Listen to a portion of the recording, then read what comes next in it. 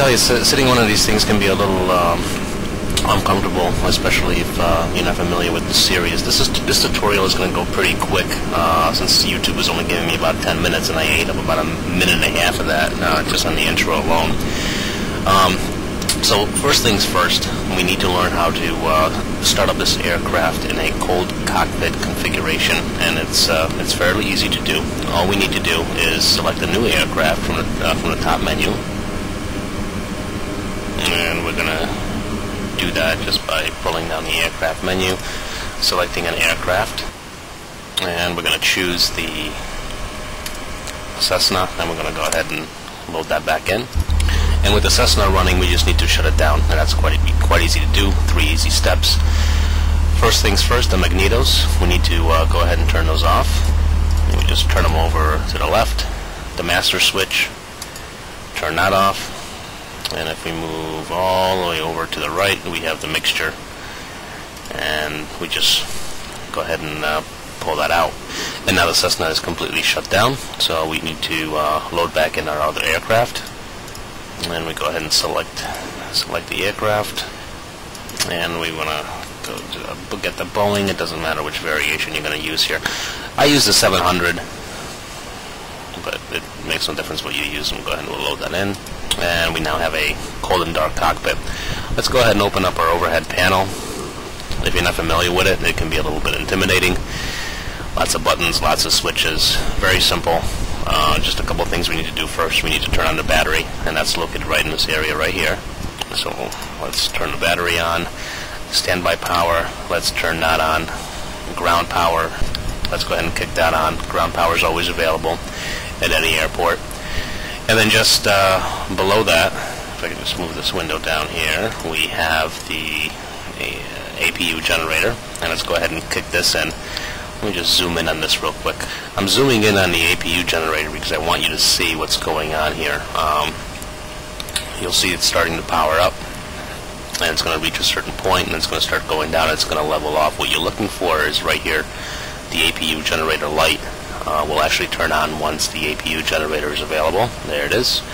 Let's go ahead and click on the APU generator. And that's done. And now the APU generator is powering the aircraft. Next thing, fuel pumps. Center fuel pumps, wing fuel pumps. Just in case if you really want to ever verify that the APU generator is in fact powering the aircraft, if you move up to the top of the panel, turn on these switches on, and sure enough, the APU generator, we have 71 amps and 115 AC volts. And now we can go ahead and configure the rest of the panel.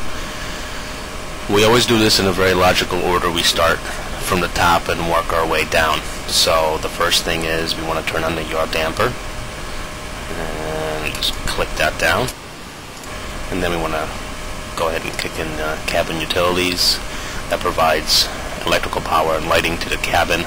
Behind us also runs the entertainment systems in the back. This is really zoomed in. I know it's kind of hard to follow along, but YouTube compresses the videos so much, and I want you to see the detail. Alright, so that's on. Let's go ahead and turn on our emergency lighting, and since we're here, we might as well just turn on the non-smoking signs, and I'm going to go ahead and kick in the fasten seatbelt signs. Over towards the top of the panel, we have our window heat. I'm going to go ahead and kick these in. Our probes we're going to leave off for the moment. Now we'll explain to you later why we're going to do that. Moving down, electrical pumps. Those will go ahead and kicked in, and then just over to the right, we want to turn on the isolation valve we want to turn off the isolation valve, and we want to go ahead and kick in the APU bleed. This is your air conditioning system right here. Okay, so now the panel's pretty much set up, and we're going to start turning on the engines. The engine switches are located right here towards the bottom. Let me just zoom in on that real quick. Okay, nice and big. I always start off with the left engine. You can turn on the right engine first. You can turn them both on at the same time, but to be realistic, I always turn on the left engine. And the philosophy behind that is your cargo hold is on your right-hand side, so by turning on the by turning on the left engine first, it allows the ground crew and the baggage handlers to load any last-minute baggage before you turn on the right engine. So turning it on, very simple. We just turn the switch over to the ground position, and we'll start hearing the left engine kick in. If we want to see it, we can go ahead and look at our main display, and there it is. Sure enough, the engine is kicking on. And if we go back to the overhead panel, oops, I wanted to show you this. The switch actually turns back into the off position. I'll try to show you with the other one. Alright, so the left engine is on. I'm going to go ahead and start the right engine. Okay, same procedure as before.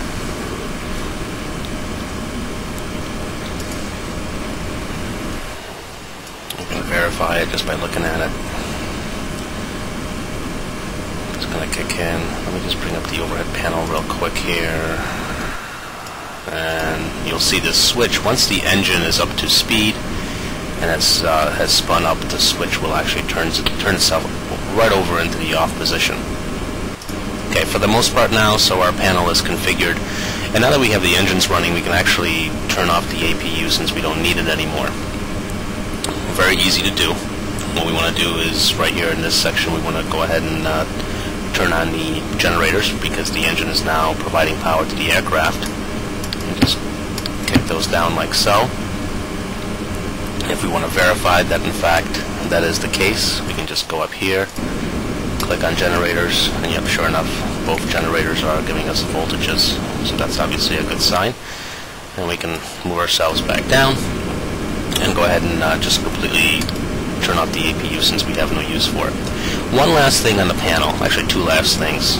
One last thing right over here at the right hand side, all the way at the bottom of the panel, is your pressurization system.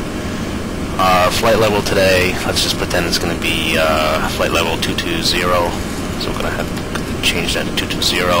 Our landing airport altitude, if you know that, you can go ahead and punch that in right here. It's not simulated, but if you want to keep it realistic, then that's what I do.